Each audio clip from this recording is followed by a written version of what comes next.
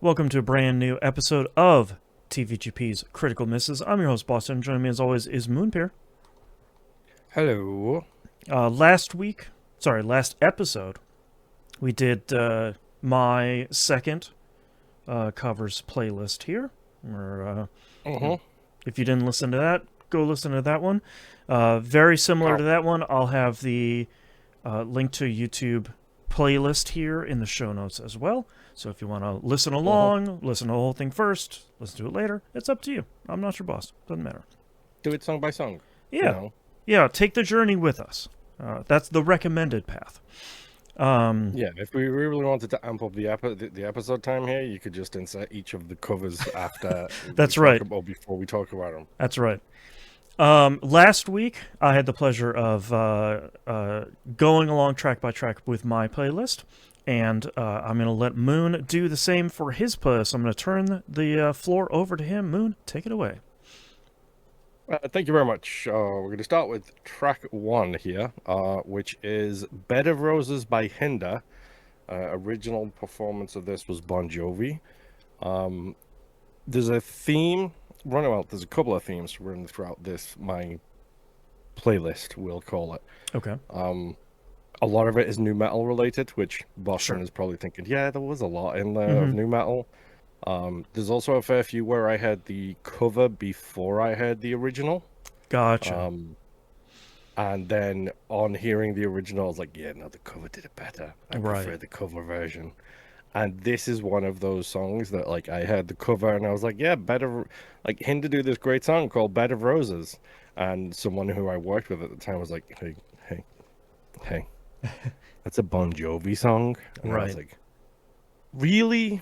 Because, like, I'm not a fan of Bon Jovi, technically speaking. Sure. I don't hate Bon Jovi, but I'm also not like I'm Yeah, not I mean, racing out. apathetic is probably the best, Yeah. description of my feelings towards him. In this case, I think the thing that elevates this for me above the original is the grittiness of the vocals. Like Yeah. it became a very big thing with the Slipknot era, was having that grit in the back of your vocals, and I Mm-hmm. think the grit elevates this so much past the original, Yeah. and I just much prefer this like toned down, super acoustic, very gritty version of the song. Yeah, and it's the thing that I thought was interesting that I wrote down here. I had not I know the original song, but I hadn't heard this cover before. Was the grit of his voice, the lead singer of Hinder? You can hear it, the attempt at it in the original song. As I had gone back to listen to the Mhm. original because I hadn't heard it in I don't know how long. I was I like, did the same thing, and I was like, am I losing my mind? Is this more gritty or right, what?" And it's like he's trying to have the grit, but he just right, doesn't have that "I've destroyed my vocal cords" kind of right, grit to it. right, and like I'm not the world's biggest fan of Hinder. It's very similar to Bon Jovi. I don't Same. hate them. I'll listen to them if they come on the radio or whatever, but I'm not like, ooh, a brand new Hinder album. Um, but I feel like this is a really solid, kind of like straightforward, stripped down cover that Hmm. I think leaning into the emotion and leaning into, like you said, the raspiness and the kind of like downtrodden performance here, I think helps this cover a lot. Yes, I love this version of this song. I Yep. think like the funny thing is like I think this song is incredible. Obviously, credit Bon Jovi for that, but I just much prefer the cover. Yeah. Um, on to track number two. Hailstorm, Bad Romance, originally sung, obviously, if you know, you know, by Lady Gaga. Yeah. Um, this is Hailstorm. I've got a few covers under their belt. I think they have an EP, which is like 3 or 4 covers that they did. Um, I think Lizzie Hale of Hailstorm is one of the best like lead vocalists out there, like period. Like she's got such an insane voice, and like having this whole, let's just take Lady Gaga's, and it's a pretty straightforward cover, to be honest. Like it's pretty like beat for beat the same song. The only difference is the instruments and the vocals. Sorry. So You could. What was that face, bro? that face was so.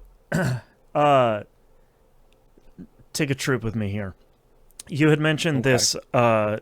this. They have done some covers here, and I was looking on the YouTube playlist. It says Hailstorm Reanimate : the covers EP, and I thought, oh right, if it's an EP, it'll be 4 or 5 tracks here. I wonder what other covers they did on this EP. So I went to Wikipedia and I went to go look at it, and I accidentally clicked on Reanimate 2.0, the covers EP that came out in 2013. And there's some wild ones here, like Daft Punk's Get Lucky, Fleetwood Mac's Gold That's Dust Woman. Get Lucky is a really weird cover, I'm not gonna lie. The one that made my eyes fall out of my head is Marilyn Manson's 1996, which is a song that basically only I love. It's like the most abrasive, like purposely rough Marilyn Manson song, and to see that someone like Hailstorm, number one, likes that song but also covered it, I'm like, as soon as we're done with this, I have to go listen to that. Like, Yeah, I would imagine, yes. Yeah. Anyways. Well, before you talk about Marilyn Manson's 1996, what did you think about Bad Romance? Are you a Gaga fan? I can't remember. I know someone who's a huge Gaga fan, but I can't remember if it's you or not. I'm not a huge Gaga fan. Every time I hear any of her stuff, I'm like, God, she's so good. I should go listen to more of her stuff, and then I just don't. I don't like. I have no idea why, but I'm just sort of like, okay. There's a season right of itself because we both have respect for the artist, but we have not listened to any of her stuff, essentially. I liked this cover a lot because number one, of course, her voice is incredible. Like that, even if you don't like this cover, her voice is fantastic. But I think where metal, hard rock and metal covers make a mistake is when they avoid the middle ground and they go too far all the way of like, I'm making the most like I'm making it the most metal song, and then I'm singing the Bad Romance lyrics. Like that to me, anybody can do that, but I think you have to have kind of like a softer touch to strike the middle ground here, like Hailstorm does, and I think that makes this cover better by not like growl screaming the chorus. Like she's singing it, like that's what her voice does really well, and doing not a straightforward cover of this, but a slightly heavier than you'd expect cover, but not going all the way, I think makes this cover a lot stronger than I expected. Because I was like, okay. One of my favorite parts about it is the fact that they replace like the vocal ad libs that Lady Gaga does, where she does that wah wah ooh wah wah, and they just replace that with an electric guitar. It's a great choice. And like chords on a guitar. It's just like, okay, that's phenomenal choice. Yeah, I think it's a really solid cover that doesn't reimagine the song, but I think morphs it into something that feels like Hailstorm, but still feels like Lady Gaga, and I think that's really impressive. Yeah, like it's one of those it's one of those funny things where like when it comes on, like when it's on my like looped randomized playlist or wherever in the car, I never skip over it, because as much as like Bad Romance is very much like Poker Face, where it just got way too much airtime and it became that, oh god, turn this off kind of song. Yeah, 100%. I never do when the cover comes up on my list, because it's just like, I just like this cover. Yeah, I think it's a great performance of it. Yep, agreed. Oh, the odd one out in my playlist is next, Okay. which is Ben Howard's doing "Call Me Maybe," which was originally done by Carly Rae Jepsen. Hmm. Um, I chose this one because I don't even know, I don't even have like a solid train of thought behind it. It was more like I was doing a search for a bunch of different covers, and then this one showed up. I'm like, I didn't even know who Ben Howard was, and I was Yeah. just like, you know what? This is one of those transformative covers. It feels like where it's like they're not trying to play the original song; they're trying to play it completely differently with different instruments, different styles, and it feels very, very British, both in the fact the way he delivers it, the obviously he has the accent, but the way he performs it feels very indie British like pop band Yep. of like the early to late 90s maybe. Yep. Yeah, I don't know who Ben Howard is actually. I meant to go look it up. But there's I like the original a lot, quite a bit. Carly Rae Jepsen is another artist who people seem to really love her stuff, and I Mhm. haven't sat down to listen to it as much as I think I'll like it. I think a couple things really struck me in this cover. I like the combination of the kind of straightforward electric guitar playing with the strings that the woman is playing alongside. I think that combo feels really strong in this cover. Um, I like that they're clearly having fun recording this cover, Yes, like watching the because he's like footage. smiling while he's singing too, and you could Yeah, hear the smile in the vocal delivery. like everyone's having a blast. Like they're not taking it overly seriously, and I think that helps a lot. Um, and I think that I like that this song, almost this cover. I mean, almost feels like it's going too fast.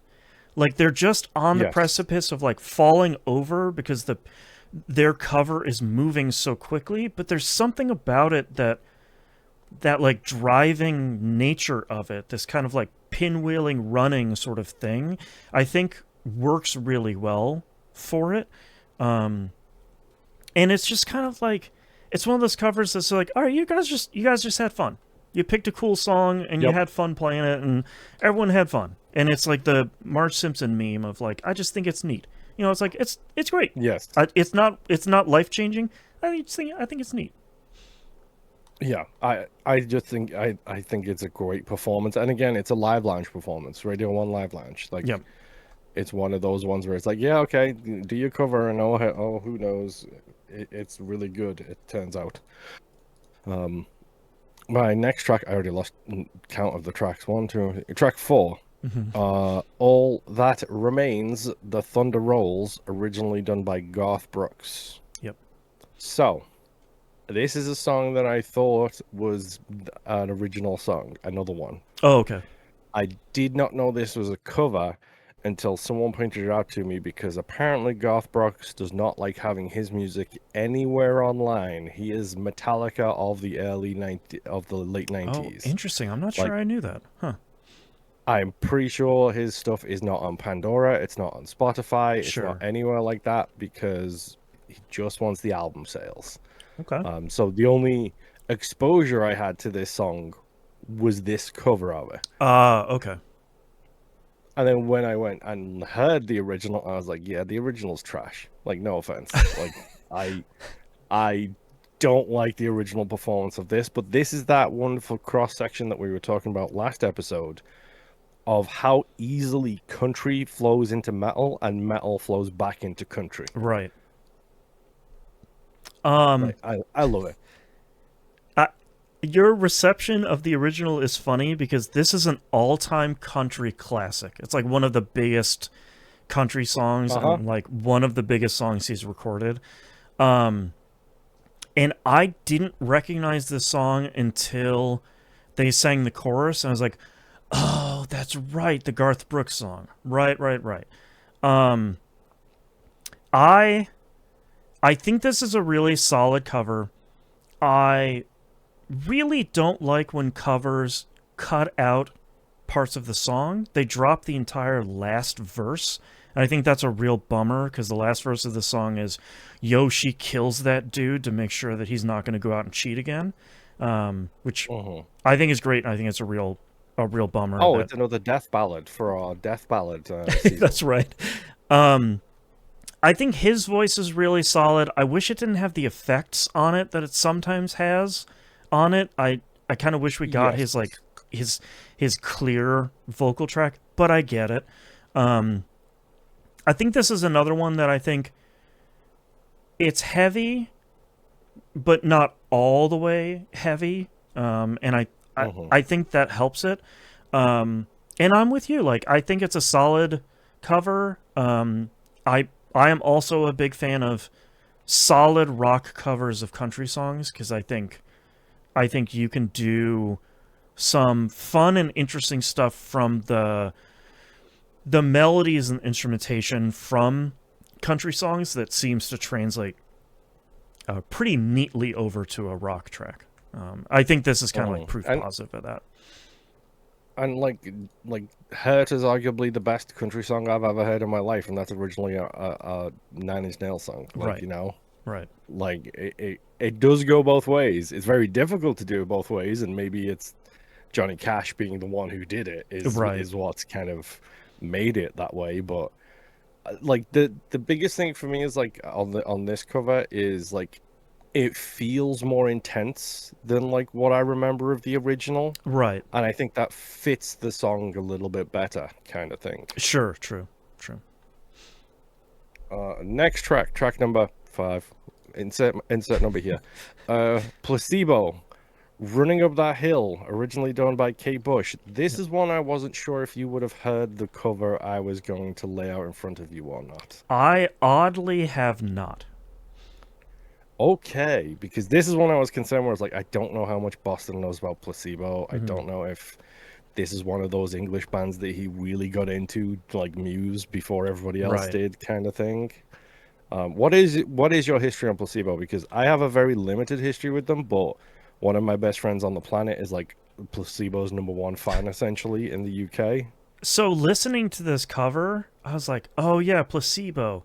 And as soon as I heard that dude's voice, I'm like, "Man, I feel like I should be the world's biggest Placebo fan because this seems like the band that is laser It focused seems like on it's me." right up your style. Yeah, and Like I've it just 100% never does. gotten into them. And I was like, man, I gotta get into Placebo. I feel Well, like I'm in a musical rut right now, and man, maybe Placebo can mhm. just kick me right out of that rut. I mean, there's another season waiting for us right there. Yeah, It is exactly. Placebo because, like, I mean, if you want to dive in, you knock yourself out, and then you can present Placebo to me because, like I said, a friend of mine is the biggest Placebo fan. Hmm. This is a song again I heard before the original because, like, Oh, okay. as a when I was growing up, I had very limited exposure to radio. It was mostly LPs, then it was pop CDs and pop cassettes with my two older sisters, and I only really started listening to my own kind of music right around the new metal era, right around half of these songs, for example, Hmm. um, or at least the originals of these songs. And I love the presentation of this song. Like the video is super simple. It's just a bunch of fans singing it into the camera. Yep. Um, the baseline thrum in the background that's constantly like a pressure building like ticking in the background is Hmm. so incredible for this song. Like, and again, like you said, the guy's voice is so unique. It Yeah. is super. It's one of those vocals where you just like, yeah, how do you cover a Placebo song? Right. Right. Like it's very difficult because of the guy's voice is just so distinct. Yeah, it's really one And in a like million. I I think him taking this Kate Bush song, like I again, cast stones, I don't care. I think this is a better version of that song. Oh I my. just do. Hot take. Um I like I mean her performance is beautiful and it's incredible and soul crushing, but his is so full of desperation. Hmm. Like from the performance to the vocals to everything about the presentation of this, it feels like it hits the theme of the lyrics better, which is Right. kind of a theme I have this season. Right. I do want to take a quick side note here. Ben Howard, I was looking up to see if he was in any bands. It doesn't look like he is, other than like the band that shares his name. The band I was thinking of when I heard his vocals is a band called Two Door Cinema Club, which I was fairly sure was a British band. They're actually an Irish band. Go listen to their first album, Tourist History. It's really great. This is a 2010 album. It's fantastic. If you like Ben Howard's cover, they sound very similar. Oh. I think it's really funny because Running Up That Hill has had a massive resurgence in the last couple of years because of its huge Stranger prominence Things. in Stranger Things. So it's been kind of Uh-huh. interesting to hear people fall back in love with this like monumentally huge song. It reminds me a lot of 2024, 2025. Radiohead's Letdown got a huge popular boost because people were using it on TikTok Reels. It's Uh-huh. kind of interesting to see these older songs get a second or a third life here. So the really funny thing for me is this is the third time that Running Up That Hill has looped itself up into public consciousness for me, Okay. because the original Kate Bush version was used for WrestleMania 26, I believe it was, The last as thing I part thought you were of going to say. uh-huh as part of Shawn Michaels's Shawn Michaels versus The Undertaker, their match for WrestleMania, where it is the Streak versus Shawn Michaels' career. Hmm. And it is a phenomenal video package. It's That's the wild. two best video, the three best video packages that WWE have ever produced is Austin Rock WrestleMania 17, Michaels Taker WrestleMania 26, which is Running Up That Hill. Austin Rock, by the way, was My Way by Limp Bizkit. Okay. Amazing, like, That's the most package. WWE coded song you could possibly put in a promo Yes, video. and it was right of the time too. Like Right. hot dog flavored water had come out like the summer before. Yep. And Monster, the Daniel Bryan WrestleMania 30 Mm. video. Like it's it had this upsurgence in my public consciousness at that point because I was a wrestling fan. I am a Right. wrestling fan. So it kind of looped itself back in there, and then like last year or the year before, seeing the Stranger Things one come back, I was like, oh, here we go again. Yep. It's coming Here we back go. around. um, Uh-huh. I don't know if I have anything else to add on yours. I think I like the original more than you do. But I agree with you. I think this cover really nails a different tone in a way that you want a cover to. You don't like the worst kind of covers are like Weezer's cover of Toto's Africa, where they just play the song and it's basically the same thing. It's like, okay, cool, but Uh-huh. like do some at least like 2% different from the original. Like, and this one Yeah. is feels so much different from the original in a way that I really respect. Yeah. I mean, that's the thing, is it's the feeling of this song that really digs its nails into me. Yep. Like that's the part of this song that I absolutely adore. Yeah. Track Mac Glocky, Mac space Glocky, covering Bop by Hanson, however, doing it in the style of Korn. Right. That, however, is the important part. Yes. So, Yeah. do you know Mike Glocky, Boston? Yes, I've seen his stuff on social media before because the algorithm likes to promote a lot of his stuff if you watch music on YouTube, especially of if X wrote Y. So if one band Yes. wrote a song in a completely different style, Uh-huh. like And this one. my favorite one of his, that if you ever want to get a taste of how talented he is, go look up his Wonderwall in 12 Styles Oh, cover, interesting. where he literally does Wonderwall in 12 different styles, and it's That's wild. incredible. It's like, how does one person have the vocal range and the ability on like his guitar Right. to cover one song in 12 distinctive styles? Right. But yes, this is Mbop covered by Korn essentially, Right. and I don't know how he does this, but he basically rewrites the entire song to be a Korn song, and Yep. it's sublimely perfect.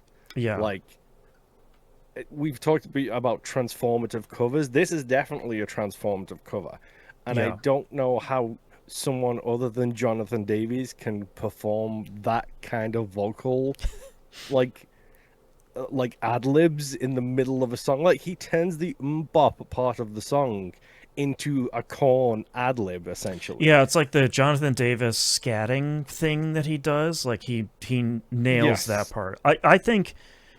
Look, I love Hanson's Mbop. I am probably going to be the one defender of that song. I think it's like an I incredible. hate it because I had a sister who was obsessed with Oh it, my so god, I it was literally it had to was hear it so on far repeat. past overplayed when it came out, but it's Yes. such a flawlessly done pop song. It's like the poppiest pop song Hmm. that anybody has ever created, and I think if you listen back to it, it's a solid song. It was a fun band. It was a fun video. Like it kind of had it all. It had the. It Yes. was the hottest TRL song for probably the entirety of TRL. Um, I think the thing that's the most impressive here is he somehow not only nails Jonathan Davis's voice, which I think is again one of those one in a million voices, the very Hmm. like the full range of his voice, the growliness, the scatting he does, like he covers the whole gamut of his voice, which is difficult in and of itself. But then he really nails not the guitar work, but the guitar tone of Korn, which I think is Hmm. the important part of like that loosening the strings on the bass, that very specific, almost too high pitched tone that Korn has on the lead guitar. I should be clear. I love Korn. I've seen them almost more than Nine Inch Nails live. I think they're a fantastic band, and I understand why people hate them, and I don't blame them. I personally don't care. Hmm. I love almost all of their stuff. Um, and I this is one of those covers of like I'm not sure I'll ever listen to it again, but you completely nailed a joke and turned it into something Yes. that was like, oh dang, he gets it. Okay, you nailed it. Hmm. All right, sure. I think that's Like impressive. 100%, and that's one of my favorite things about Mac Lucky specifically is like there's a but he's done a bunch of this stuff where he just takes requests and it's like what if this song was done by, and then the comments will decide who covers it kind of thing. Yeah. And we talked last episode how I know the Smashing Pumpkins sound despite having no experience with Smashing Pumpkins. He's one of the reasons I know that sound because Right. there's a bunch of covers in there of like do this but by Smashing Pumpkins, do that by Sure. but Smashing Pumpkins. And I'm like, I know their sound now because he's so good at that sound that he's just it's unreal. Yeah. Like I think like you said, it's a joke, but it's a joke that's executed flawlessly. Right. Like there is it's insane how much respect I have for this person who is just like, yeah, here's a throwaway cover that's just like performed to a T, like Yeah. perfectly. That's so good.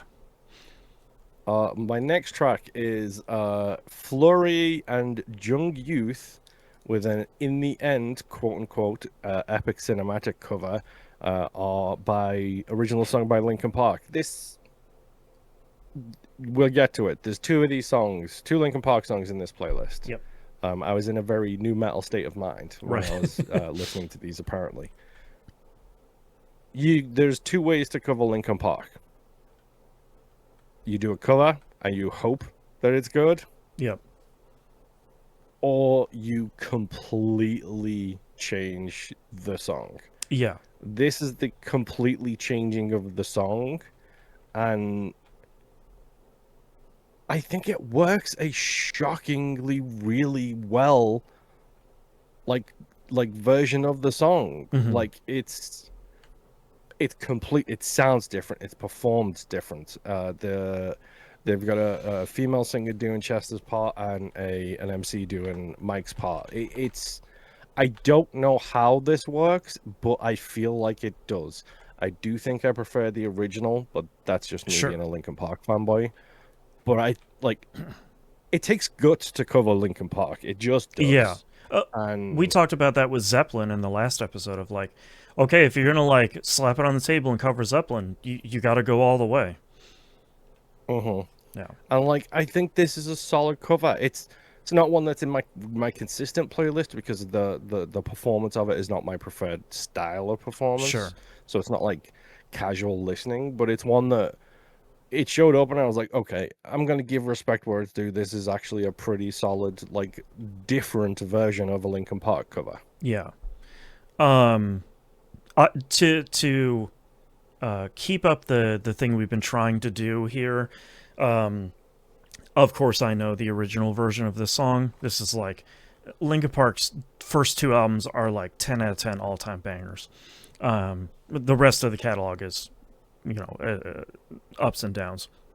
Um, I think I agree with you. I think half of this cover is really solid, and I think it's the her vocal performance. I think you're exactly right. Of like, Yeah, the front half. yeah, I think if you don't try to replicate Chester's voice, which is really hard to do, and it's another very unique vocal performance that he was doing time and time again.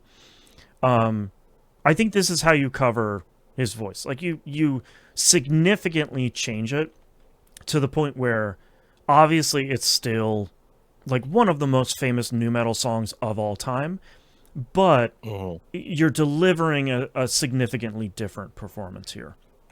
Um, I think where this cover falls down for me is the Mike Shinoda parts of like Yep. I love It them is very basic delivery.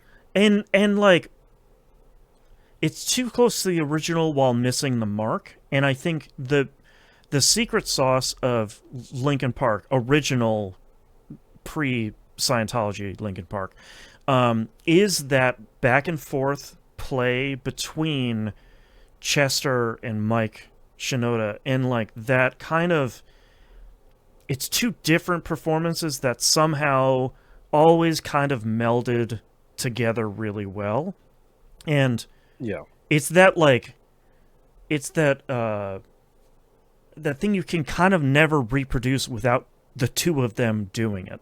So I appreciate that they included that part of the song, because I think if it was like Thunder Rolls and they just cut out all of Mike's parts, All of his sections. yeah, like you cut out half of the song, which I think kind of also misses the mark in a different way. But I think, like you said, it's like it's kind of a straightforward performance, and it's kind of not as good. Mike Shinoda's not the best rapper on the planet, obviously, but there was always a level of something to his performance, and I think this. Professionalism.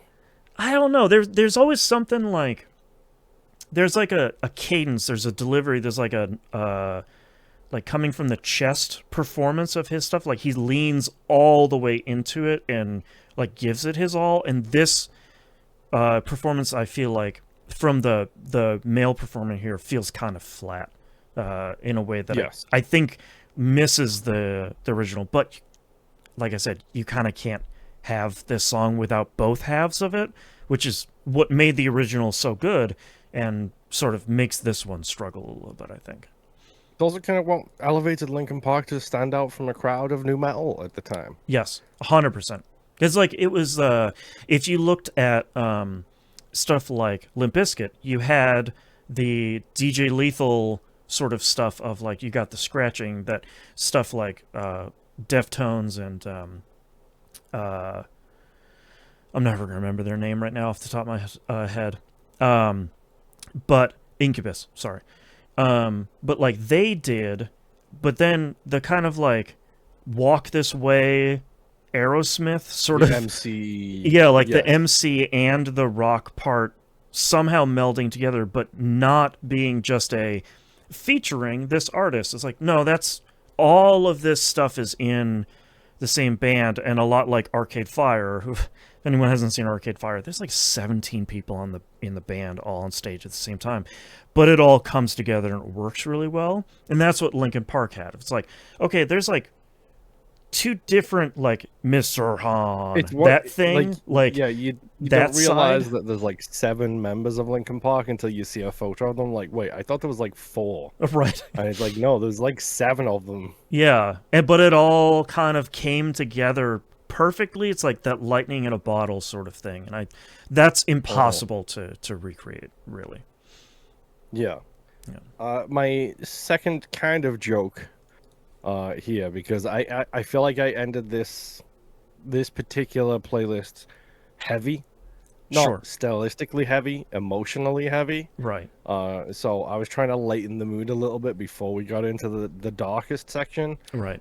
So I did the Prime Orchestra with a Prodigy medley cover. Yes. Um. I saw this randomly. I can't even remember when I saw this, and I was like, "Yeah, that's going on." I don't even care if it's not officially a true quote unquote cover. This is an orchestra performing Prodigy songs, and it's a medley. It's like my favorite thing of all time. Yeah. To me, I would consider this a cover for sure. Um. It features five incredible uh Prodigy songs. The last one, Voodoo People, I think is all timer cover of theirs. I Uh-huh. That's a Yeah, wild I cover agree. from them. I love the fact that they end it with Voodoo People and they knock it out the park for it Yeah. too. It's just like, yeah, this is the best bit, so we should leave this till last. Yeah. I am a huge fan of the Prodigy, R.I.P. Keith. Um and I think that's another one of like you don't cover Prodigy. I mean, it's hard to No. cover electronic songs in the first place. That's why we see a lot of remixes instead. Um Hmm. but I think if you're going to cover anybody, it's probably not going to be this. Um, but I think they really get it. Um, Yes. and I, And the fact that it's like a full orchestra and they've got a dude with like a DJ booth yeah, doing the DJ booth parts. that's what I was just going to mention. Is like I think the smart thing they do here is they don't lean away from the electric guitar and bass parts, and they don't lean Hmm. away from you have a DJ here parts that like make the Prodigy's live performances so incredible. And they found a way, the Prodigy themselves found a way to kind of morph the studio recordings into a live setting. It feels like this is kind of an extension of that. Of like Hmm. you've taken the bones of the original stuff and kind of morphed an interesting sort of semi-electric, semi-orchestral cover on top of it, while still leaving the originals recognizable, but in a kind of a Hmm. fun new way. I think it's And like incredibly well done. not being like full like opera and taking themselves so seriously. Exactly. And they're just like, yeah, no, we're all wearing sunglasses. We're all like raving to the music with Yeah, our instruments as we play it, kind like of thing. you don't have 30 people in the back singing an opera version of Voodoo People. Like that would, Hmm. I'm sure that would be incredible, but that's not where they're going. And I think it's kind of fun that they're taking these songs and kind of again a performance that's having fun with it and morphing the original songs into something that's kind of new. And for anyone that listening to Dynamic Soundtrack over the years, I really love a medley, and this is a really good medley. Medley is like easily the best thing ever. That's Yeah, I love one of my favorite things in musicals is when they do a medley of all the songs. And I'm yeah, just like, yeah, hit me with every single like a bar from every song so far. Yes, yep, please and thank you. Num num so num num good. num num num. Yeah, Yeah, it's phenomenal. And now we get to the sad section. yeah, With Falling in Reverse with the Last Resort cover of Papa Roach's original song. yep, This is the one I was hinting at last episode where I think this performance is so much more in tune with the lyrics of the song Mm. than the original. Like the original, and I love Papa Roach. Like, don't get It's me a wrong. classic. Uh, like I think the original is a phenomenal song. I think it's a very angry song. I think it's performed angrily, and I do like that version. Yeah. I think this version of it with just the basic piano performance and alleged wrongin that he is, the dude who's the lead singer has got a voice of a voices, and his performance in this is phenomenally heart-wrenching. Mm-hmm. Yeah, I was worried about this one going in. I really love Papa Roach's first album. I think in in 20 It's one of the it's one of the new metal song albums. Like yeah, Papa Roach's first album, Origins of Symmetry by Muse, Hybrid Theory, Linkin Park. yep. It's in the oeuvre of like the greatest like new metal albums of all time. And Last Resort is like one of the most, I think, influential new metal songs, which is like, this song is about, okay, you're just Mhm. talking all the way about it. Okay, cool. Um and I really love that first album. Obviously, nowadays I sort of have to be in the right mood to listen to almost any of it. Um but going into this I was like, "Oh man, I don't know if you can cover Last Resort. Like that's kind of a chancy thing to do here." Um, Uh-huh. I The really funny thing for me is I think the first time I heard this song, I didn't see the title of it. Like I just heard it. I don't even know what I was doing. It was just playing in my ears at the time, and I was sure, like, this is an incredible song. I feel like I know this. Why do I know this? right. And it wasn't until the chorus hit where I was like, oh, Oh, it's Last Resort. This does remind me. I need to go back and listen to that first Papa Roach album, first two Papa Roach albums, because I haven't in a long time. And I'm like, I wonder how well those hold up. Um, I I like this performance. I feel like, to me, it's so close to me absolutely loving it, and I don't know what's missing from it, but mhm. huge props to him for leaning all the way into it and going for it. Like, Yeah. I think that's how. Sometimes a full send is all you need, and Well, he sends it and especially like fully. for this song, I think if you're gonna go for this song, like, you have to lean into the emotions of it, the, like, either the desperation or the anger or the bitterness or whatever. Mhm. And I think this doesn't. I think Last Resort can lend itself to despair a lot because of its sort of difficult subject matter, and I think he strays away from that, and I think he does such a good job of just like belting his heart out for this song, and I think it really. I think stripping it down and just leaning all the way into the vocal performance of it and kind of keeping it simple, I think is a really smart performance for this. Yeah, a, a phenomenal cover. Yeah. Um, and speaking of stripping things down, keeping them really, really simple and down to the basics, Yep. we have Corey Taylor with his acoustic cover of Snuff, originally sung by Slipknot. Right. Again, don't know if this is cheating or not. Um, his live performance in London. Snuff is one of those songs, like, if I hear the Slipknot version, I'm okay. If I hear this version, I cry every Yeah. single time. The original Because version this is solid. is, yeah, the original version is solid. This version is heartbreaking. Yeah. Uh, and it's just Corey with a guitar on the stage, and it's after his Slipknot member has died, so that's in his head at the same time.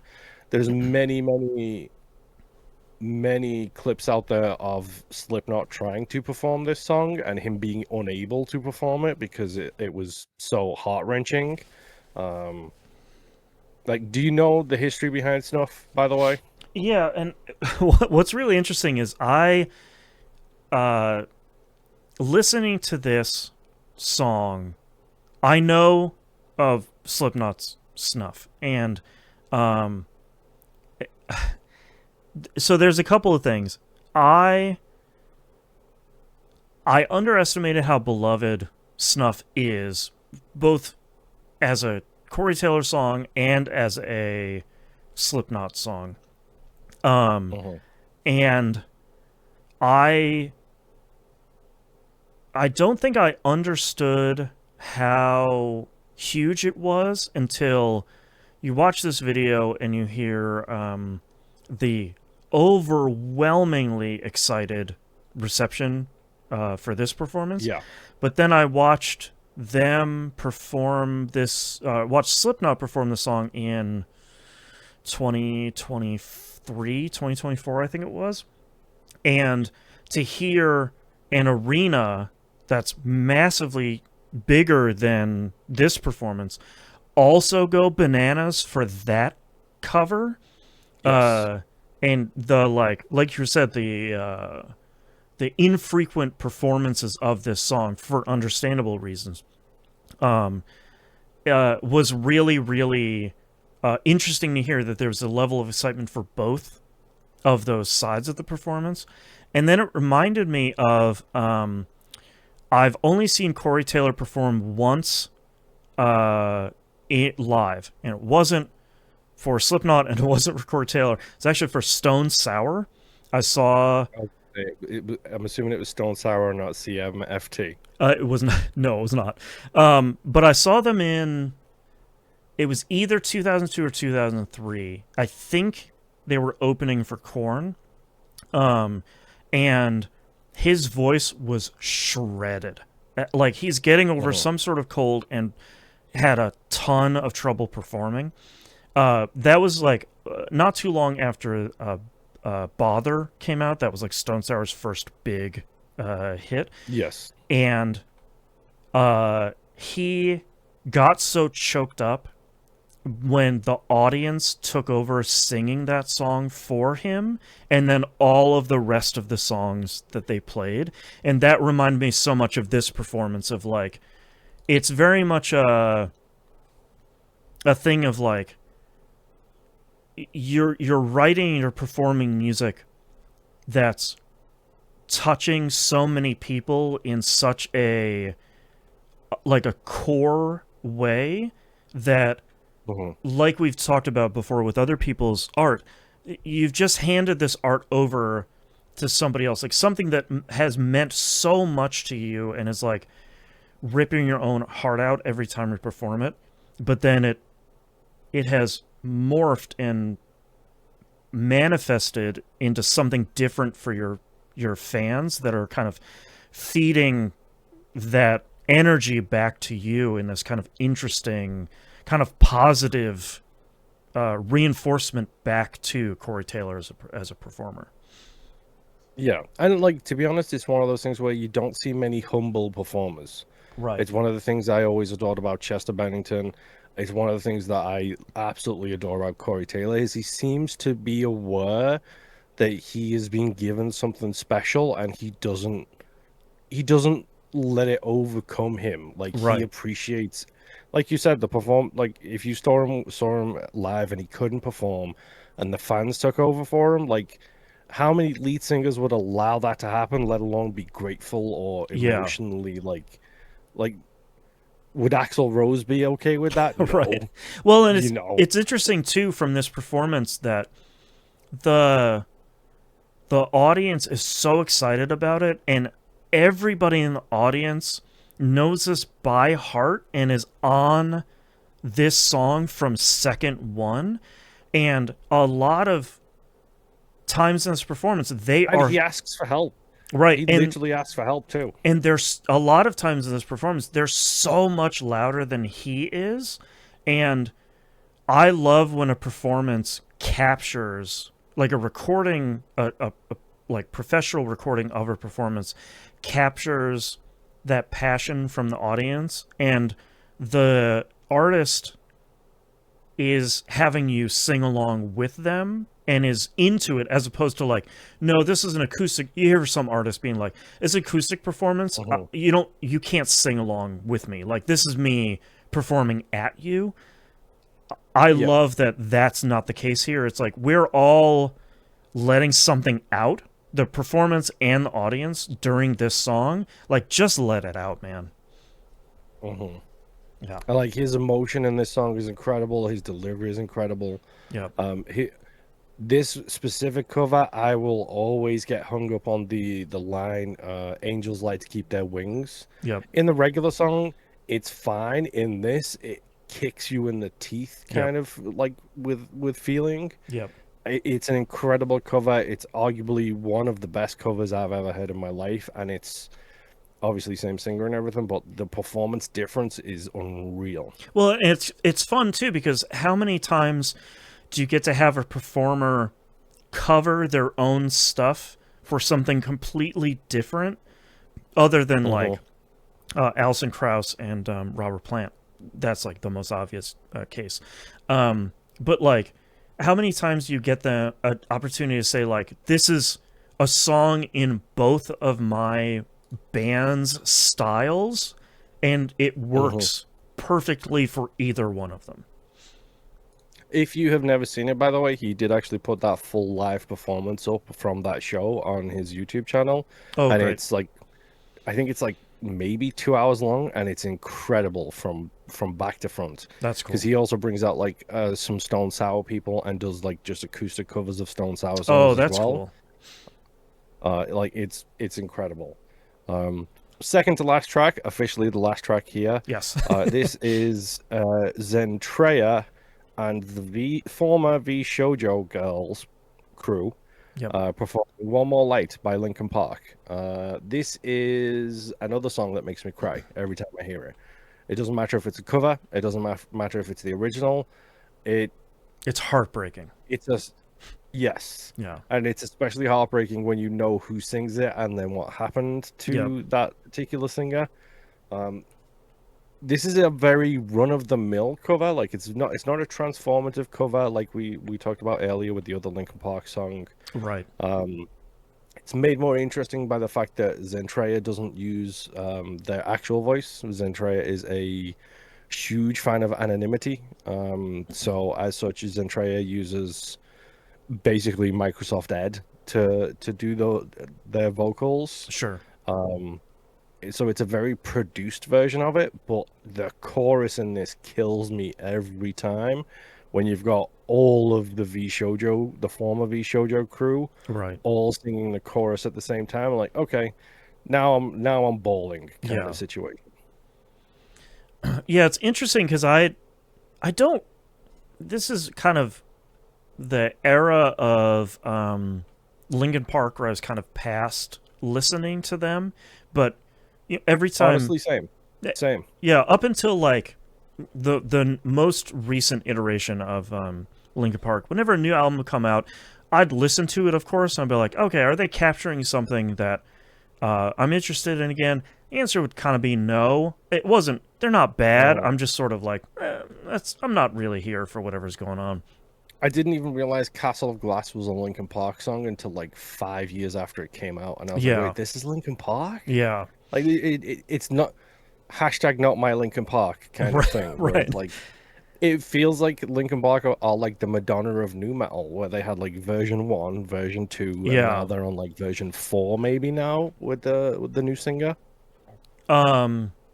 So this cover's really interesting because I'm a big VTuber fan. I love Hmm. VTubers as a concept, like you said, potentially for anonymity, uh, supporting people that want to present themselves as something different or closer to what their ideal would be for how they would look or Yeah, body sound. dysmorphia. Right. Or people that have disabilities that want to perform as a Mhm. VTuber. Any of that stuff, I really, really I mean, support. Iron Mouse is in this song. Iron Mouse is the Exactly. most famous YouTuber for Right. not being able to basically leave her house Right. because she has immune deficiency. Right. So like all of that stuff is fantastic.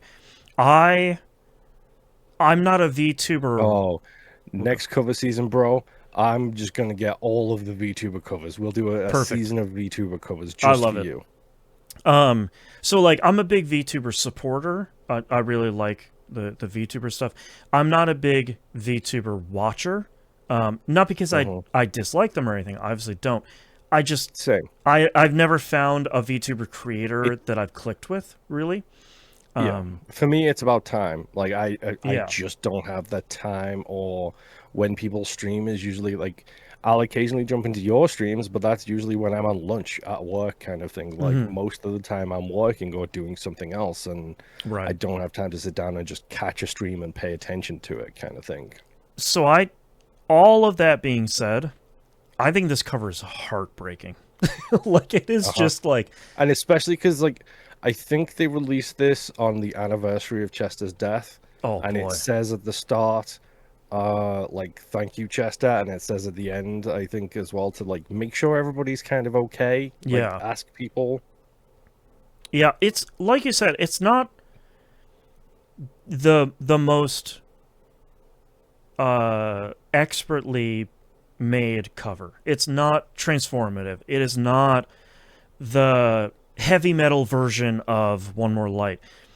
But it's just that like scrappy passion that everybody in this song has that I think elevates it to like I don't know half of these people that are these VTubers, uh, but boy, they just go for the hey, performance and they you said it earlier, it's chest out, like they just do exactly it chest out. right. And like they're letting it all out and they're it's this clearly like group of people that love what they do and they clearly as part of the video love their fans as well because it's very much also like a love letter to like you are the people that got us to where we are and you're the people that were and are supporting us. um Yeah, if you choose not to check out the video, I understand completely, but it's basically it's a montage. Like a lot of it is a montage of yeah, like cons and fan events and like meet and the greets and stuff. VTubers in the background and stuff like that, and Yeah, fans all taking photos with everybody. it's It's really cool. incredibly heartbreaking. Yeah, it's really cool. I don't know what else to add on here other than like you should go listen to it and you should go watch the video because I think by itself it's a fairly solid cover, but the video is really outstanding. Even it's kind of like tugging at the heartstrings for someone like me that like I know Zentria because Moon has sent me some clips in the past, but like I don't know any of these people and I'm like, dang, this is you guys Mhm. are doing some good stuff here. Sheesh. Yeah, I and I have been it's been brought to my attention some other VTubers and some of the covers I've heard from them. Like I was a little bit reticent to put this in here because it's like it's the VTubing community, and just like all communities, they can be incredibly toxic or they can be incredibly welcoming. Sure. Um, but like it's one of those things where it's like you saying you have an interest in it. Like, okay, I could probably get minimum 10, 12 songs which are covers that Right. VTubers have done. Like probably easily do that. Yep. It's a great cover. Yeah, I love it. My final track here was the ultimate joke to try and put a smile on our face after the The heartbreak of levity the at the end three here. songs. It's Corey Taylor doing the SpongeBob SquarePants theme live in London. Under duress. Yes, under Yeah, duress. I'm not gonna sing And that. he's Come like, on, guys, shut up. "What song do you think I'm gonna do next?" That's And right. then someone in the audience is like, "SpongeBob SquarePants." It's like, "I'm not gonna do SpongeBob, you a-hole." Yeah, And then everyone's like, "Boo!" So he just straight up does it off the cuff. yep. That's when you know he has kids.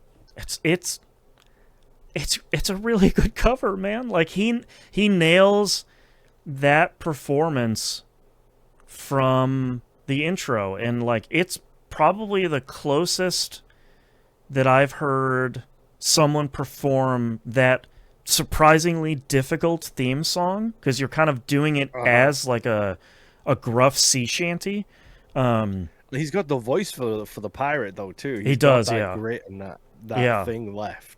So when I saw this as the last one, I was like, oh boy, here we go. But I gotta say, it's a really good cover, man. Like Uh-huh. it's like sure it's a joke, but like I will respect Corey Taylor for it's like when Amy Mann did Freebird.